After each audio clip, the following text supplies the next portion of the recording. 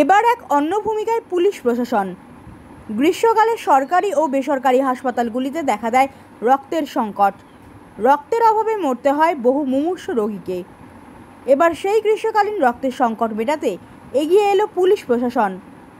সোমবার পশ্চিম মেদিনীপুর জেলার নারায়ণগড় ব্লকের পথসাথীতে ডেবরা ব্লাড ব্যাংকের সহযোগিতায় একটি রক্তদান শিবিরের আয়োজন করল নারায়ণগড় থানার পুলিশ। এদিনের শিবিরে পুলিশে কর্মরত অফিসার, কনস্টেবল, এনভিএফ সেবিক সহ প্রায় 50 জন পুলিশকর্মী রক্ত দান করেন। পাশাপাশি তীব্র গরমের দাবদাহ থেকে বাঁচতে সকল রক্তদাতাদের হাতে একটি করে ফলের চারাগাছ তুলে দেওয়া হয়।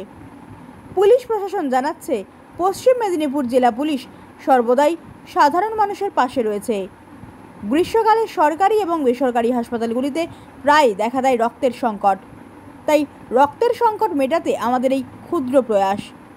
শিবিরে উপস্থিত ছিলেন খড়গপুর এসডিপিও ধীরাজ ঠাকুর, নারায়ণগড় থানার ভারপ্রাপ্ত আধিকারিক সুজয় লায়েক, নারায়ণগড় থানার সিআই অতীন্দ্রনাথ দত্ত সহ অন্যান্যরা।